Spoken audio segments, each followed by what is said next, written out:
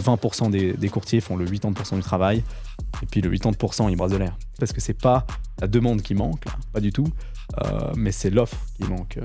En immobilier, ce qui prend de la valeur, c'est le terrain. Et donc, le plus important, c'est la situation. Bienvenue dans Unlocked, le podcast de Swissquote qui donne la parole à celles et ceux qui bousculent les règles et réinventent leur industrie. L'immobilier change de visage, plus rapide, plus digital, plus exposé aussi. Et une nouvelle génération est en train de redéfinir les codes d'un secteur longtemps perçu comme conservateur. Édouard Clerc est le fondateur d'Inved SA, un cabinet de conseil immobilier qui place la data, la pédagogie et la transparence au cœur de la décision d'investissement. Édouard, bienvenue dans Unlocked. Salut Igor, merci beaucoup. Merci pour l'invitation. Ça va très très bien. Tu m'as dit, tiens, on est dans la cave de Swissquote. C'est marrant. Vraiment bien ce setup. Qu'est-ce que tu penses de notre setup à la cave alors ? Je pense que ça, c'est assez représentatif pas parce que c'est une cave, mais de l'image qu'a Swissquote, c'est-à-dire un petit peu moins conformiste qu'une banque traditionnelle comme on les connaît. Et toi qui connais le monde traditionnel et le monde jeune, on va en reparler. Toi, tu es un jeune dans l'immobilier. J'aimerais bien que tu te présentes peut-être aux gens qui ne te connaissent pas. Je sais qu'on te voit parfois sur les réseaux sociaux, mais peut-être que les gens te découvrent maintenant. Alors, qui es-tu, Édouard ? Alors, j'ai fondé la société, je pense que c'est ça le plus important, Inved SA en 2022. Plus précisément en 2019, c'était pour acheter un premier bien immobilier. Et puis ensuite, après, en 2022, c'est devenu une société d'exploitation, donc plus une société qui achète de l'immobilier. C'est là que j'ai commencé aussi à publier sur Internet, sur les réseaux sociaux. Et en gros, nous, on est focalisé, notre seul travail, c'est d'aider les personnes privées à développer leur patrimoine en investissant dans l'immobilier. Voilà. Donc, c'est ce qu'on fait. On leur trouve des opportunités en Suisse romande, on est concentré sur la Suisse romande, on a aujourd'hui un bureau à Sion et à Vevey, on est 17, donc c'est notre focus. On fait que ça, et donc moi, je suis aujourd'hui, je dirais, un professionnel de l'immobilier. J'ai fait tous les diplômes que je pouvais faire, en gros, un peu dans l'immobilier. Donc, un premier brevet fédéral d'expert en estimation immobilière, ça s'appelle, un deuxième de gérant d'immeuble, et le diplôme fédéral d'administrateur de biens immobiliers que j'ai terminé en septembre l'année passée. Donc là, on est début 2026. Et voilà, c'est ce que j'ai fait. T'as attrapé tous les Pokémon, t'as la totale. Exactement. J'ai fini ce que je pouvais faire en immobilier. Donc maintenant, je fais du suisse allemand. Ah, Voilà. tu fais du suisse allemand. J'apprends l'allemand. Voilà. Et ça se passe comment, Voilà, Vigets ? c'est beaucoup plus difficile que l'immobilier. Ouais. En particulier suisse allemand. Ouais. mais voilà, on verra jusqu'où ça me mène, quoi. Bah écoute, c'est super. On va parler d'immobilier, oui. On te voit aussi beaucoup sur les réseaux, t'as dit. Tu te considères aussi un peu comme un influenceur. Non, peut-être tu vas arrêter tout de suite. Non, je suis pas du tout un influenceur. J'ai jamais promu les services ou les produits d'autres sociétés. C'est pas du tout ça mon métier. Moi, en gros, j'ai utilisé les réseaux sociaux comme vecteur de génération de business pour moi. C'est de la génération de leads pure, comme vous faites vous, accessoirement, peut-être évidemment à moins large échelle. Mais donc, je l'ai utilisé pour constituer une communauté parce qu'on est de la génération, on est à peu près la même génération, nous deux. On est de la génération de YouTube, des réseaux sociaux.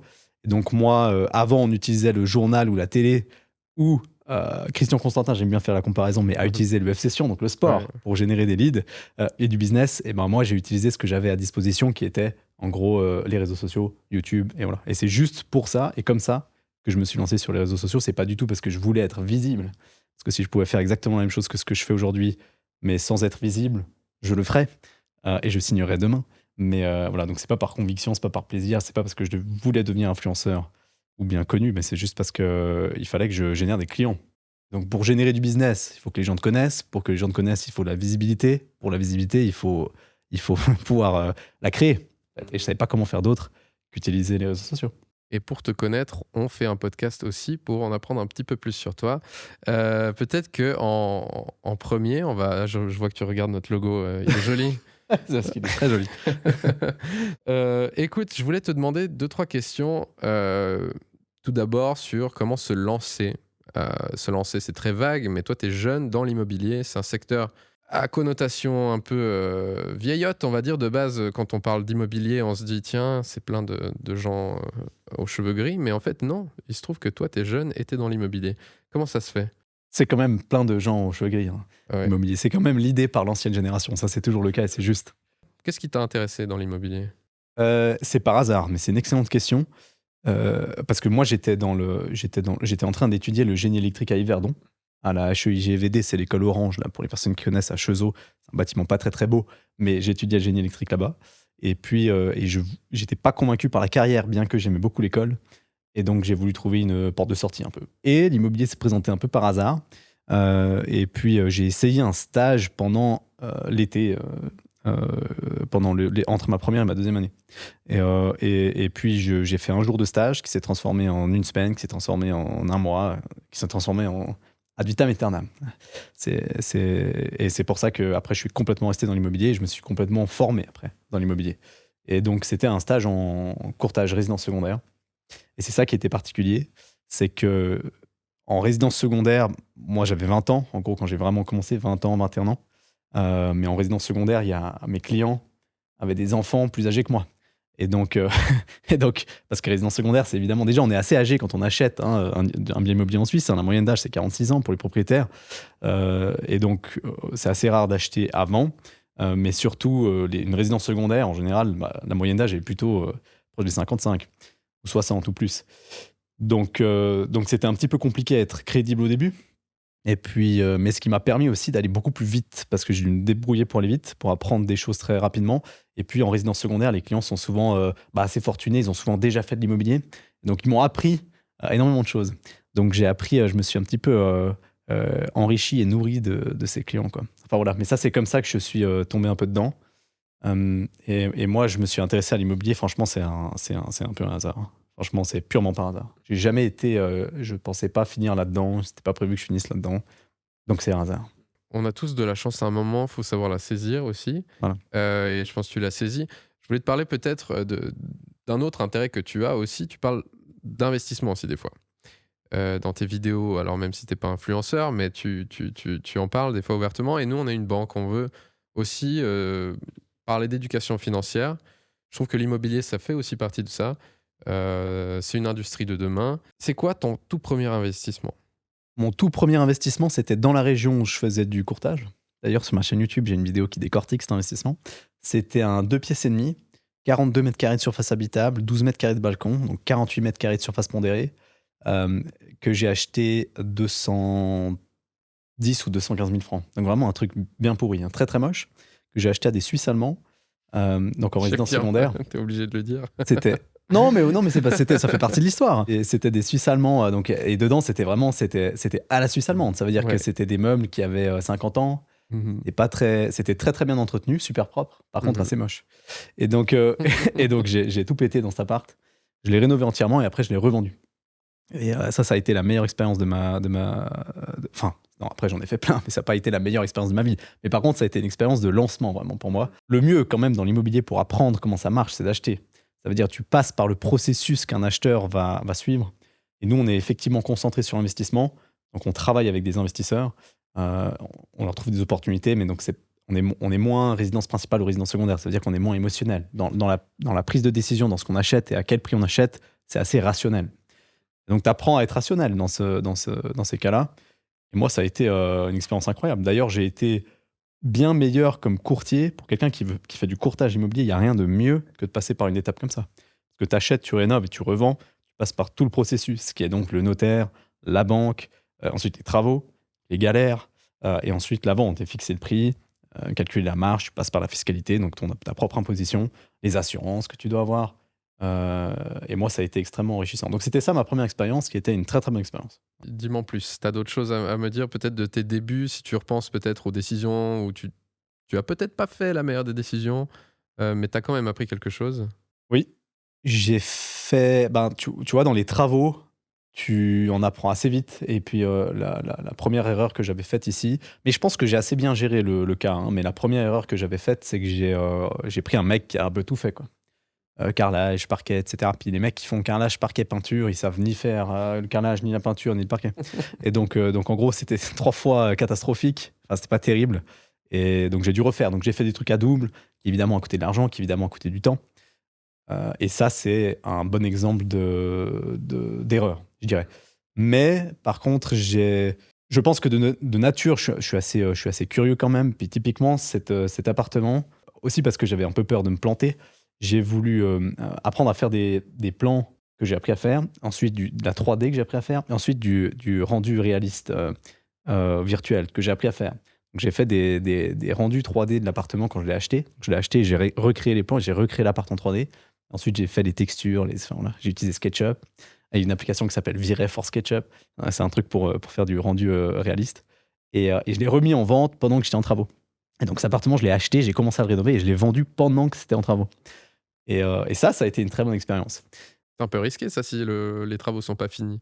Non, mais non, mais ça va pour un appartement, t'arrives à dire quand ça se finit. Ouais. Donc j'ai pas pris un risque démesuré, non.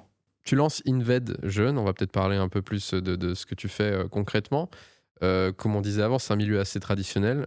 C'est à quel moment que tu t'es dit j'y vais quand même et je crée cette boîte?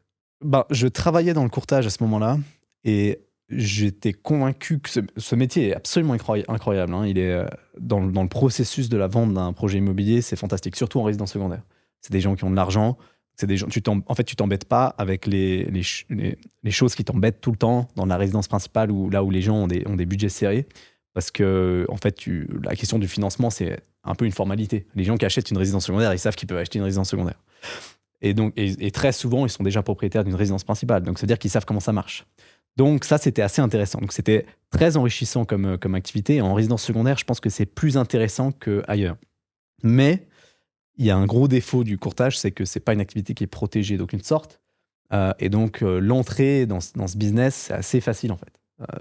Tu connais quelqu'un qui a un bien immobilier, tu connais quelqu'un qui achète, et pouf, tu peux devenir courtier. En gros, c'est un peu ça. Et par contre, c'est problématique, parce qu'il y en a plein qui en ont... il y a plein de courtiers, malheureusement, qui sont... C'est la loi de Pareto, à 100% l'immobilier. Le courtage immobilier, c'est le 20% des courtiers font le 80% du travail, et puis le 80%, ils brassent de l'air. Et ils ont fait une fois une transaction et ils pensent qu'ils sont bons. Et en résidence secondaire, c'est ça. Donc j'étais en concurrence avec des concierges, avec des équipes de ménage, avec des paysagistes qui en fait filaient des numéros de téléphone et des adresses email et essayaient de choper des coms, quoi. Et ça, j'ai trouvé insupportable. Et donc je me suis dit, je ne peux pas faire ça toute ma carrière. Donc j'ai trouvé une porte de sortie qui était l'expertise immobilière à la fin de mon premier brevet fédéral, que j'ai trouvé très intéressant comme brevet fédéral. Et donc je me suis dit, je vais faire des évaluations. Et c'est comme ça que j'ai lancé Inved. Donc j'ai commencé à faire des vidéos qui ont assez bien marché, mais bon, j'en faisais 3 par jour. Je pense pendant 4-5 mois, ça n'a rien donné. Puis après 4-5 mois, j'ai vendu une première expertise sur TikTok. Voilà. 500 balles, je suis allé à Don Didier depuis le Valais. C'était vraiment pas très rentable, hein. Mais c'est pas grave. C'était pour moi montrer que ça fonctionnait. Le concept pouvait fonctionner. Et puis ensuite, après, j'ai développé d'autres produits. Puis après, l'équipe s'est développée. Après, un bureau, après un deuxième bureau. Puis voilà. Et aujourd'hui, avec le recul, tu penses que la crédibilité ou ta crédibilité, ça a dû se prouver, se construire ou se performer, surtout dans ce milieu, de nouveau, hein, on dit, qui a cette notion où l'âge, ça rassure les gens. S'ils sont un peu plus vieux dans le milieu. Moi, je pense que l'âge, ça rassure pas tant que ça. En tout cas, moi, j'ai jamais eu ce problème. On m'a jamais dit t'es jeune. Et alors peut-être que les gens l'ont pensé, ils m'ont pas dit, ils ont pas fait de business avec moi parce qu'ils juste ils l'ont pensé. Mais on m'a jamais reproché d'être trop jeune. C'est juste que tu peux prouver ta compétence aujourd'hui. Et moi, c'est ce que j'ai fait en fait. Dès que j'ai eu le brevet fédéral, je voulais pas commencer à faire des vidéos et être visible avant d'avoir fait le brevet fédéral à cause de ces raisons, tu cites. C'est-à-dire, je suis qui pour dire quoi que ce soit sur l'immobilier si je veux dire, si je suis pas formé et que je suis jeune, donc j'ai pas d'expérience, je suis personne. Donc j'ai attendu d'avoir fait ce brevet. Et quand j'ai fait ce brevet, au début, j'ai un peu capitalisé là-dessus. C'est-à-dire, et même que c'est pas un truc de fou, mais c'était pour dire, j'ai fait la formation, et c'est un brevet qui est assez apprécié en immobilier. Donc c'était pour dire, je suis formé, donc je peux me permettre de dire ça et de faire ces vidéos. Et donc ça m'a jamais été reproché vraiment. Après, ce que je dis, c'est vrai dans les vidéos. Donc au début, il y avait un petit peu de... Ouais, il y avait quand même un petit peu de scepticisme, je dirais, chez les professionnels de l'immobilier eux-mêmes. Et puis avec le temps, ça s'est vachement calmé, hein. Donc j'avais des haters. En fait, je pense que j'ai des haters évidemment sur Internet, mais des gens qui me connaissent pas, qui savent pas ce qu'on fait, mais qui voient une vidéo et qui nous insultent. Ça arrive, hein, c'est possible. Mais par contre, chez des professionnels de l'immobilier, je pense que j'en avais au début et ça a dégringolé. Parce que après, beaucoup ont commencé à faire pareil.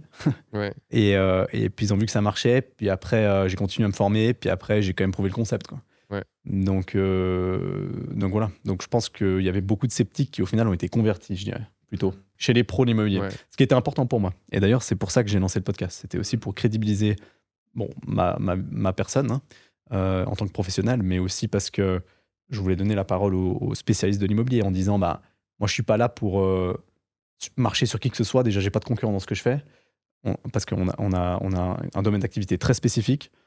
Et puis, je suis l'ami de tout le monde. C'est un peu ce qu'on fait aussi ici, et du coup, tu es notre spécialiste immobilier. C'est pour ça qu'on va te poser aussi des questions peut-être d'immobilier, mais vu par l'investisseur, qui est aussi un monde dans lequel on est. Et j'aime bien un peu mélanger ces deux choses, comme dit précédemment. Peut-être que je vais aller dans cette direction en te posant la question de si tu devais pointer une seule erreur typique des premiers investissements, ce serait laquelle? En investissant, je dirais que c'est d'acheter quelque chose qui nous plaît, plutôt. Et ça arrive très souvent. Euh, je dirais ne pas connaître le marché local, là où on achète, ça c'est assez important. Et c'est une erreur assez importante. D'ailleurs, c'est pour ça que dans l'équipe, chez nous, on a un fribourgeois. C'est pour ça que je suis à Vevey, hein. C'est parce que on a des Valaisans, des Vaudois, des Genevois et des fribourgeois. Et le lac. Alors, il y a le lac, mais bon, on n'a pas le temps d'aller au lac. On travaille, nous. Donc, c'est important de connaître son marché local. Ça, c'est la première chose. La deuxième chose, c'est que je pense, une des erreurs, c'est de ne pas suffisamment visiter, donc pas avoir suffisamment de comparables. C'est pas sur Internet que tu achètes. Tu n'achèteras jamais sur Internet. Tu peux pas, c'est pas du e-commerce, hein, l'immobilier, ma foi. Tu dois aller, à un moment donné, tu dois sortir de chez toi. Et puis, surtout, ce que je disais, c'est acheter avec de la rationalité quand on fait un investissement et pas de l'émotionnel. Donc voilà. Et on avait parlé d'hypothèque dans un précédent podcast. Si quelqu'un veut mettre toutes les chances de son côté pour obtenir son financement, par où il commence concrètement? Alors nous, c'est quelque chose qu'on règle. Et c'est un bon point parce que il y a 5 ans, je dirais, c'était une formalité un peu le financement. Aujourd'hui, c'est devenu un vrai problème. Et c'est devenu un petit peu un casse-tête pour les acheteurs. Et donc aujourd'hui, les banques sont un petit peu noyées dans les dossiers qui sont mal faits. Et un dossier de financement, ça se prépare. Et ça se professionnalise. Et aujourd'hui, nous, ce qu'on intègre, et là où c'est important, c'est d'avoir un dossier de financement immobilier qui soit très solide, autant au niveau du bien immobilier. Tu as deux caractéristiques, hein. Tu as le bien immobilier que tu achètes, est-ce que c'est un bon deal ou pas? Si c'est un bon deal, la banque te suivra. Et puis tu as tes dossiers ou ton dossier de financement pour ta propre personne. C'est-à-dire qu'est-ce que tu as caché en gros, hein, et puis qu'est-ce que tu dis. Et donc nous, pour l'établissement qui va financer l'opération, eh bien on fait en sorte que ces deux caractéristiques soient pleinement remplies. Et puis on fait des dossiers de financement qui sont très complets. Donc là, moi je dirais que ça se joue dans le professionnalisme du dossier, honnêtement. Le banquier, il n'a pas de temps à perdre. Il perd déjà beaucoup de temps avec des personnes qui ne savent pas ce qu'elles font, donc, et qui ne sont pas du tout préparées. Et il n'a vraiment pas le temps de courir après les gens. Et donc, si on est prêt, on met les chances de son côté, quoi.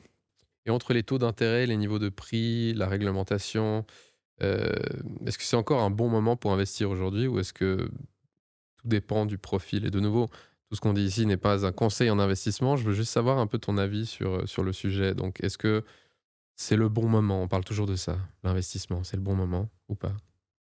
En 1900, l'immobilier suisse a vécu un crash en 1990. À partir de 1990, la FINMA a serré la vis drastiquement sur les critères de financement d'un bien immobilier. Donc l'accession au final à la propriété. On est souvent en fait des élèves à ces modèles, hein, d'un point de vue international, hein, la Suisse, hein, sur les réglementations d'un point de vue financement immobilier. Et donc la FINMA a pu identifier les problématiques qu'on a vécues en 1990 pour pas refaire les mêmes erreurs. Et c'est pour ça qu'à partir de 1990, les règles se sont durcies. Mais c'est pour ça aussi qu'en 2007-2008, il n'y a pas eu d'impact sur les prix de l'immobilier en Suisse. Et c'est pour ça aussi qu'en 2022-2023, il n'y a eu aucun impact sur les prix de l'immobilier en Suisse. Alors, j'émets quand même une petite réserve sur les biens immobiliers de rendement qui sont des immeubles de rendement, où là, il y a eu un impact sur les prix, évidemment, en 2022-2023, parce que c'est un marché immobilier qui est très dépendant des taux d'intérêt. Mais ce qui n'est pas le cas du bien immobilier de monsieur, madame, tout le monde. Donc la maison, l'appartement acheté, soit pour le louer, hein, soit pour en faire une opération immobilière, un flip, ou alors pour y habiter. Et là, les prix de l'immobilier sont restés complètement stables. Donc je pense que on a pu prouver, ou le marché l'a prouvé, sur les 36 dernières années, hein, depuis la dernière crise, qu'il était très solide, très résilient en Suisse, et il va continuer de l'être. Et d'ailleurs, en 2026, on annonce de nouveau des hausses de prix de l'immobilier. On a aujourd'hui une pénurie de logements. Mais même si la pénurie de logement devait se résoudre et se calmer, on aura toujours de l'attractivité pour le marché immobilier, parce que c'est pas la demande qui manque, là, pas du tout, mais c'est l'offre qui manque drastiquement. Donc oui, c'est un marché très très solide. Et puis la demande, on l'a créée par l'immigration en Suisse principalement, donc l'évolution démographique. mais aussi par plein d'autres critères, d'ailleurs, qui sont jamais soulignés par les établissements de financement, ou bien ou rarement par des cabinets d'expertise. C'est la quantité de divorces. Hein, donc, c'est le ménage moyen en Suisse, hein, qui est de 2 personnes. C'est la surface habitat par habitant, qui est aujourd'hui de 47 mètres carrés par habitant, qui était de 27 mètres carrés en 1970-1975. Donc, il a bientôt doublé. C'est aussi le fait que on n'amortit pas sa dette, donc on paye très très peu de mensualités, on amortit très peu sa dette. Et puis il y a tous ces critères. C'est aussi la LAT, donc c'est le nombre de mètres carrés de surface de terrain constructible par habitant, qui était de 309 en 2012 et qui est aujourd'hui de 270. Donc chaque année, on perd 3 à 4 mètres carrés de terrain constructible par habitant. Et donc c'est ce cumul d'éléments qui font que les prix sont solides et continuent de monter. Et donc même si les taux montent, eh bien les prix alors certes, montent moins vite, mais ils restent au niveau auquel ils sont. Et c'est ce qu'on a vu en 2022 et en 2023. Et en 2023, c'est la seule année, en 2023, où les prix de l'immobilier, la performance du marché immobilier a été inférieure à l'inflation pour la Suisse sur les 30 dernières années. Et c'est pour ça d'ailleurs qu'on dit que l'immobilier, c'est un très très bon véhicule d'investissement, hein, sans faire de conseil en investissement. Un très bon véhicule d'investissement pour se protéger contre l'inflation. Et c'est vrai.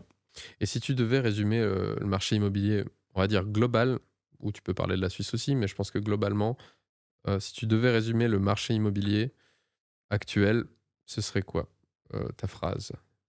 Je dirais, je me considère comme un expert en Suisse romande, mais je connais rien du marché immobilier français, rien du marché immobilier italien ou du marché immobilier allemand ou américain. Donc, je parle que du marché immobilier suisse. Et plus particulièrement le marché immobilier suisse romand. On a un marché très très hétérogène ici. Ça veut dire qu'on a un marché qui est très propriétaire en Valais, très locataire à Genève, par exemple. C'est 18% de propriétaires à Genève, c'est 65% de propriétaires en Valais. Donc juste là, on a déjà des cultures qui sont très différentes. On a le Rösti-Graben avec la Suisse alémanique qui est réel, hein, qui est concret.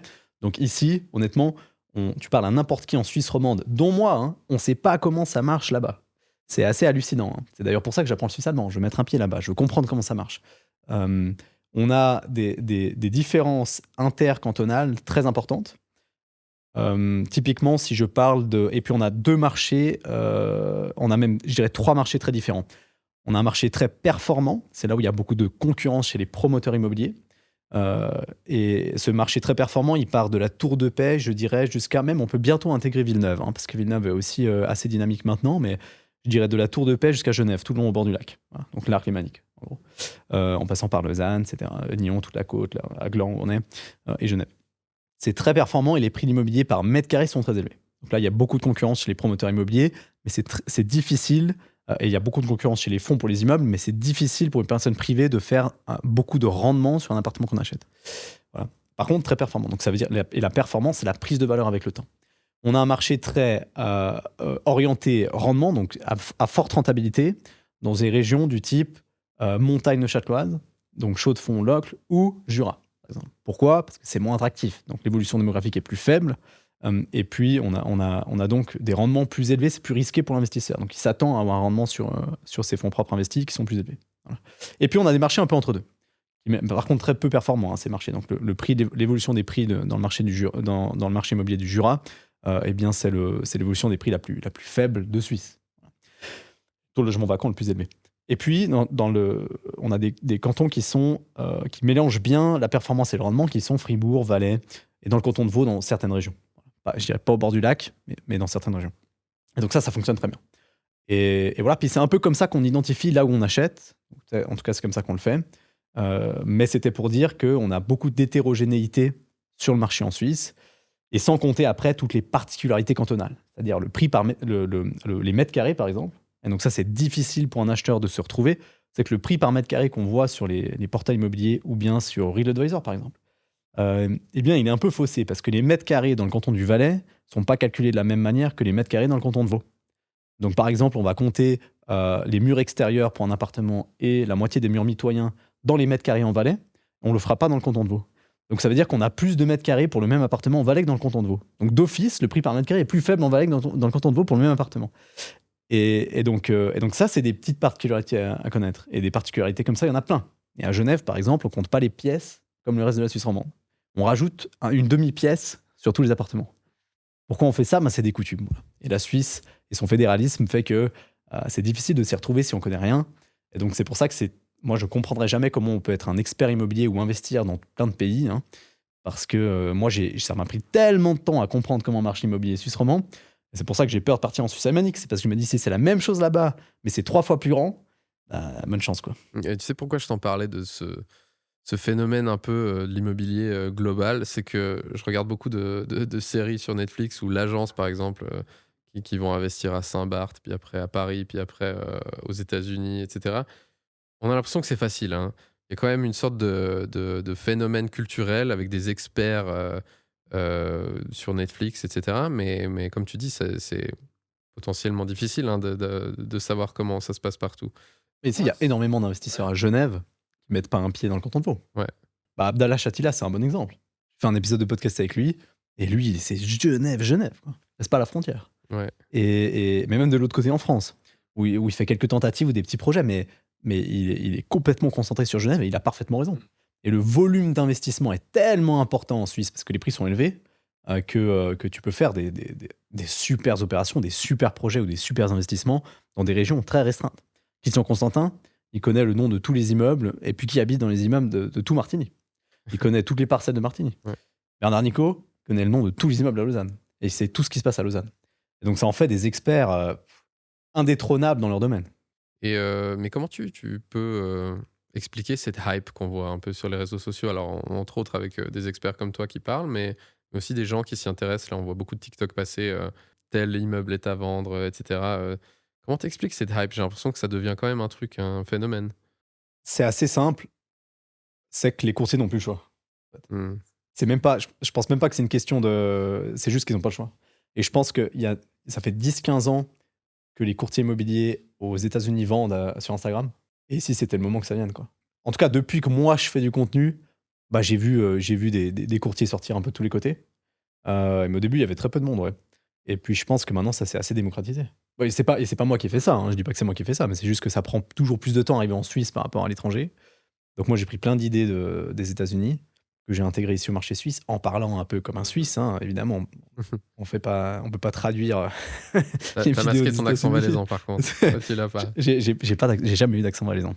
À mon grand regret, mais ça en fait pas de moi un vaudois, hein. Et pour répondre à ta question, je pense juste que c'est pas une question de mode. Je pense que c'est juste t'as pas le choix. Ouais. Aujourd'hui, si tu veux avoir des mandats comme courtier, t'as pas le choix d'être visible. Et donc pour être visible aujourd'hui, tu utilises Internet. Et utiliser Internet pour faire des vues en étant courtier, c'est super simple.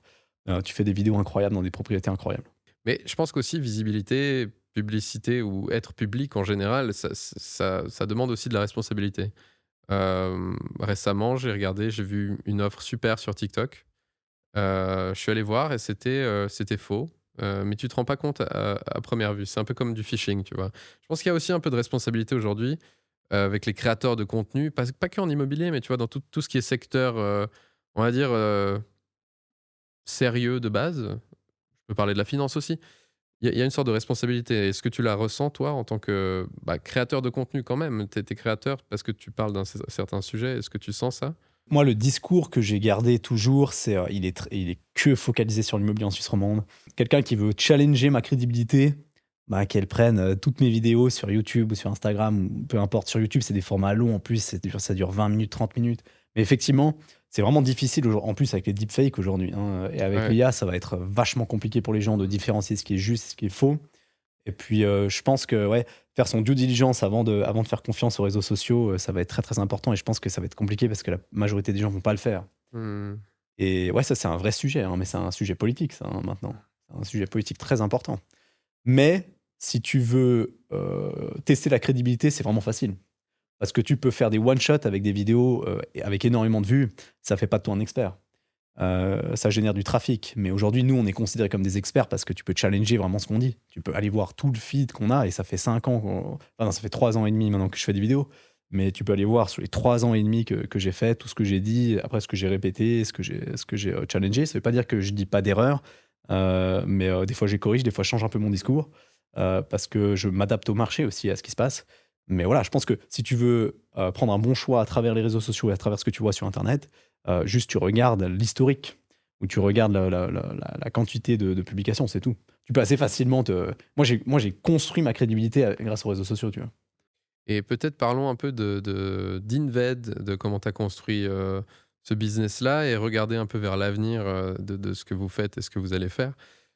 Comment est-ce que tu décrirais la mission d'Inved en une phrase? On aide les investisseurs privés à développer leur patrimoine en investissant dans l'immobilier en Suisse romande. Ça, c'est en une phrase. C'est une phrase très claire en tout cas. Voilà. Donc, on fait ça. Et puis, pour faire ça, en gros, on a je dirais, le 80% de nos clients ont entre 100 000 et 1 million de fonds propres, à peu près. Le 20% ont entre 1 million et puis 7-8 millions de fonds propres. Et puis, on n'a pas tellement au-delà. Donc, on travaille avec des investisseurs privés. Donc, c'est plutôt des petits investisseurs, mais pas tellement d'institutionnels à ce stade aujourd'hui. Et ce qu'on fait, c'est on leur met en place une stratégie, on leur dit quoi acheter, on règle leur fiscalité avec un expert fiscal, et puis on règle leur financement avec des professionnels du financement immobilier. Donc nous, on fait rien d'autre que les conseiller. On est payé par eux, on travaille pour eux. Donc on n'est pas rémunéré par des courtiers immobiliers, on ne fait pas de courtage immobilier, on ne fait pas de courtage en financement, donc on est concentré sur leur développement patrimonial. Puis ensuite, après, quand on a défini ce qu'ils devaient acheter, donc par exemple, tu viens me voir, tu me dis j'ai 200 000, je veux investir dans l'immobilier, je ne sais pas quoi faire. Je vais dire, bon, bah, avec 200 000, on va chercher une opportunité, par exemple, dans le canton de Fribourg. Il y a une région identifiée, périphérie de Bulle, par exemple, qui marche bien. Je sais pas, Bro, voilà, c'est un village périphérie de Bulle. Hein. Je dis ça complètement par hasard. Hein.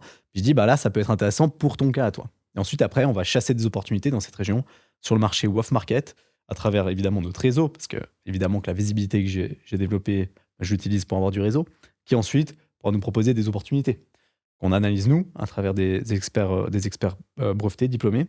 Et puis ensuite, après, on partage ces opportunités avec toi, dans le cadre de ton investissement. Donc voilà, donc on mâche le travail pour toi, en fait. Voilà, on veut te faire gagner du temps et te faire un bon investissement. Et puis c'est ça notre travail. Et qu'est-ce que tu fais de différent par rapport aux acteurs traditionnels? Il n'y a personne qui fait ça.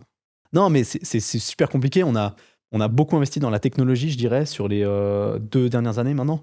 Donc, on a 3 développeurs informatiques dans l'équipe. Notre focus, aujourd'hui, on a automatisé les parties qui nous prenaient beaucoup de temps. Si tu veux, moi, j'ai suivi des personnes qui investissaient manuellement. Donc, ça veut dire en définissant qu'est-ce qu'ils devaient acheter et puis ensuite en les aidant à trouver des opportunités ou analyser ce qu'ils ramenaient.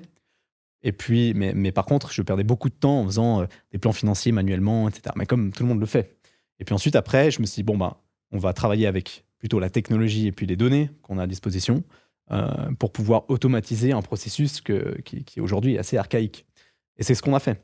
Et aujourd'hui, on a automatisé tout ce qui nous faisait perdre du temps pour pouvoir nous concentrer sur là où on a une vraie valeur ajoutée. Et cette vraie valeur ajoutée, c'est trouver des opportunités. Si possible, pas sur le marché. Voilà. C'est là, en fait, où on fera la différence. Et donc, nous, notre idée, c'est de mettre en place un système win-win-win, c'est-à-dire le courtier ou le vendeur a un intérêt de travailler avec nous parce qu'il dépose un dossier, c'est gratuit, ça lui coûte rien, ça lui prend 2 secondes. Nous, on analyse cette opportunité, on définit un prix qui fait du sens d'acquisition et puis qu'on confirme si ça vaut la peine avec le vendeur, qu'on pousse plus loin à notre communauté. Puis après, notre communauté, ben, on pousse aux personnes qui ont la stratégie d'acquisition du bien immobilier concerné. C'est-à-dire que si toi, tu me dis j'ai 200 000, je veux acheter à Fribourg, où on a déterminé qu'il fallait acheter à Fribourg, on ne va pas te proposer un attic à Genève aux eaux vives, voilà, par exemple. Et c'est ce qu'on fait. Donc toi, tu es content parce que tu as un deal. Moi, je suis content parce que j'ai du goodwill. Le courtier, il est content parce qu'il a un acheteur qualifié, qui est organisé, qui est préparé, dont la fiscalité est réglée, le financement est réglé. Et puis ça tombe du ciel pour lui.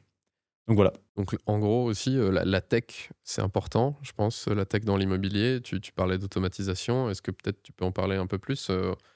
Moi, je suis un peu un geek moi-même. Du coup, j'aime beaucoup ça. Est-ce que c'est simplement des tâches répétitives, comme tu dis, ou est-ce qu'il y a aussi la recherche de ces biens sont faits aussi automatiquement? Est-ce que tu peux nous en dire un petit peu plus? Il y a plein de choses qu'on peut utiliser en technologie pour l'immobilier. D'ailleurs, il y a des PropTech qui sont absolument super, avec qui on travaille, nous, beaucoup, dans le cadre de notre métier.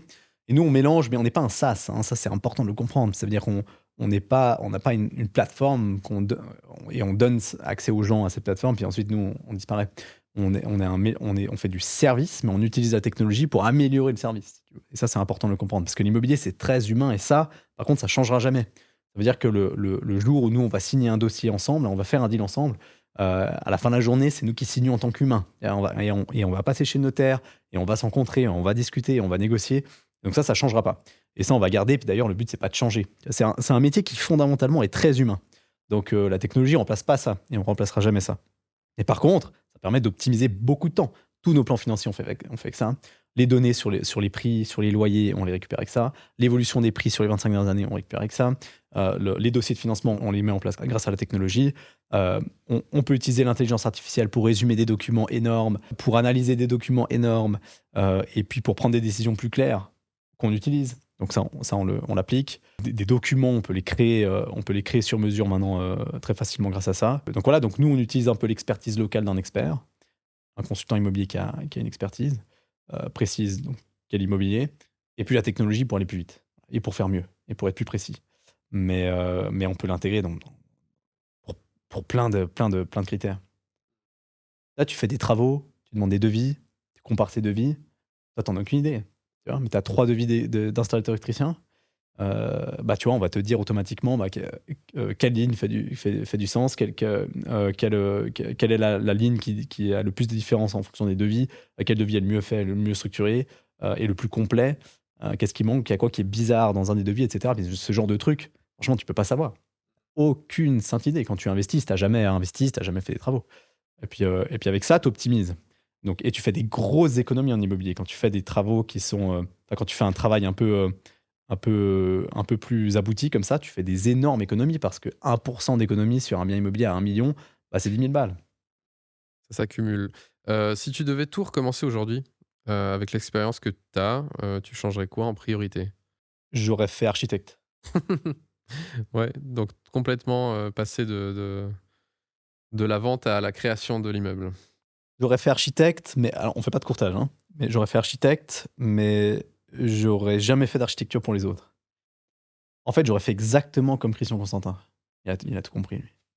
Valaisan dans l'âme. Il a tout compris. Ouais. Ouais. Non, j'aurais fait dessinateur en bâtiment ou architecte, parce que c'est ce qui donne le plus d'effet de levier dans l'immobilier, dans le cadre des investissements ou surtout du développement immobilier. Et puis, c'est ce qui te permet, parce que c'est les premiers frais. Les premiers frais, ce sera un architecte. Et donc, quand tu n'as pas d'argent, quand tu es au début, tu peux utiliser tes heures, en fait, pour lancer des projets.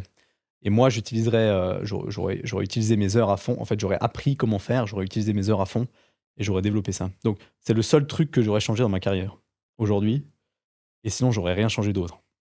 Et peut-être parler d'autres choses. Là, on a une banque. Est-ce que tu as... en parlant d'investissement, est-ce qu'il n'y a que l'immobilier qui est intéressant? Oui. Oui, il n'y a que ça. Non, alors moi, je suis pas du tout diversifié. Ouais. Mais je dis pas que c'est une bonne idée de pas du tout être diversifié, mais c'est juste que je veux être absolument excellent dans mon domaine. Et je pense que c'est impossible d'être mauvais dans un domaine d'activité si on le fait pendant 30 ans, non-stop, 7 jours sur 7, on est formé là-dedans, qu'on aime ça. Je pense que c'est impossible d'être mauvais. Donc c'est pour ça que je fais que l'immobilier, j'investis que dans l'immobilier et je fais rien d'autre. Donc ça, c'est ma position. Non, je dis pas que c'est la meilleure des idées pour tout le monde. Mais c'est parce que moi, je sais que c'est un actif que je maîtrise, d'ailleurs qu'on peut maîtriser, qui dépend beaucoup moins de la conjoncture internationale que d'autres actifs, et qui est pour moi très solide. Mais par contre, il faut le connaître. Et vu que je le connais, et je continue à le connaître, je fais que ça. Voilà. Si je devais me diversifier, je devrais apprendre comment marche la crypto, comment marchent les marchés financiers. J'en ai aucune sainte idée, et ça ne m'intéresse pas, et en aucun cas, je veux me défocus de l'immobilier. Super intéressant. C'est toujours un plaisir d'avoir un expert comme toi dans le podcast. Moi, j'aimerais juste te poser quelques questions rapides comme ça pour clore un peu notre discussion et aussi pour avoir ton avis. Par exemple, première question, acheter jeune ou attendre et épargner plus longtemps? Qu'est-ce que tu répondrais rapidement? Acheter jeune. Acheter jeune. Pour habiter là ou... C'était simplement une question générique comme ça pour savoir, parce que c'est vrai que si tu dis pour habiter, si tu as posé cette question, c'est qu'il y a une raison. Oui, je peux développer ou pas? Bien sûr. Je me demandais si c'était question-réponse. Ok, je dirais, en fait, moi je ferais des investissements donc pour du rendement ou des opérations immobilières quand on est jeune, en utilisant le cash à disposition. Puis ensuite, après, j'utiliserai le deuxième pilier, troisième pilier à partir de... En fait, le meilleur âge pour acheter sa résidence principale, c'est entre 38 et 40 ans. Entre 38 ans et 48 ans, pardon, en Suisse. C'est parce que c'est un âge qui te permet d'utiliser ta prévoyance professionnelle et ta prévoyance privée pour acheter, comme fonds propres. Donc ça veut dire que c'est un âge où en général tu as travaillé depuis un certain temps, donc tu as de la prévoyance privée et de la prévoyance professionnelle de côté, que tu peux pas utiliser autrement qu'en investissant dans l'immobilier. En fait. Tu peux pas utiliser ce cash pour faire autre chose. Pour la résidence principale donc, pas pour acheter du rendement. Voilà. Et donc moi, j'allouerais le cash à de l'investissement et j'allouerais le deuxième pilier, troisième pilier à la résidence principale.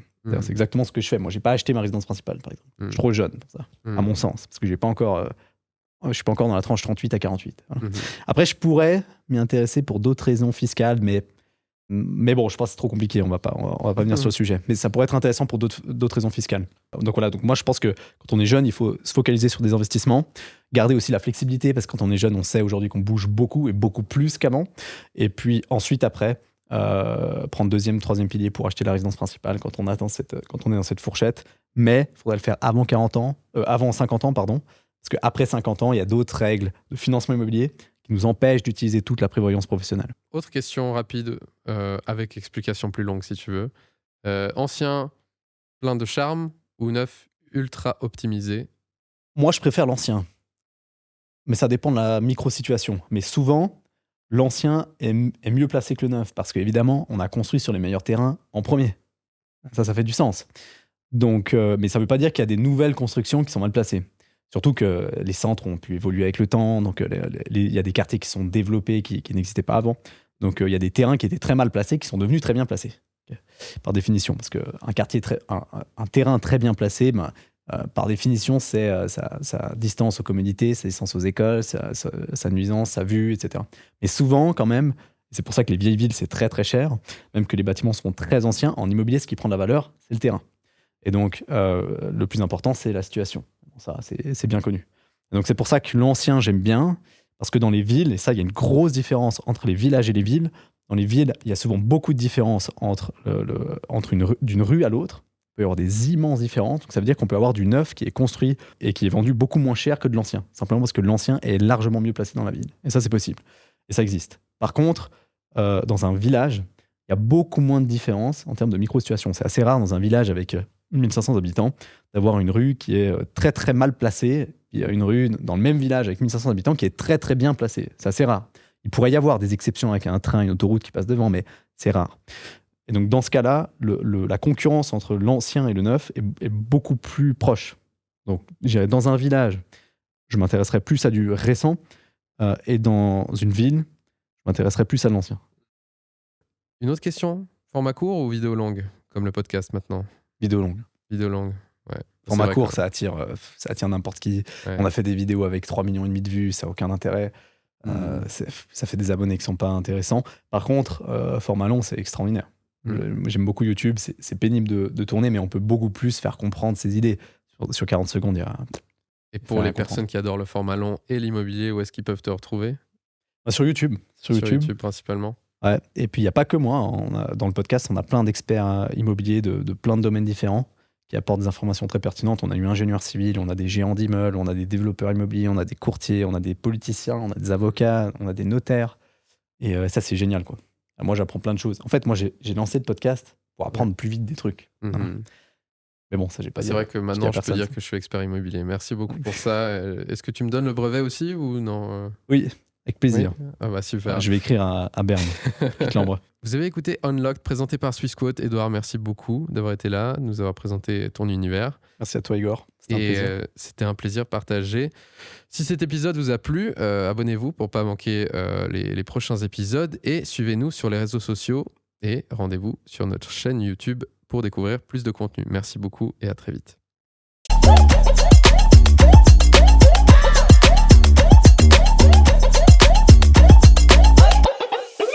Ce contenu s'adresse aux personnes familières avec les marchés financiers et les instruments financiers et est fourni à titre informatif uniquement. L'idée présentée, y compris les commentaires de marché, données de marché et observations, ne constitue pas un produit de recherche de la part d'un département de recherche de Swissquote ou de ses affiliés.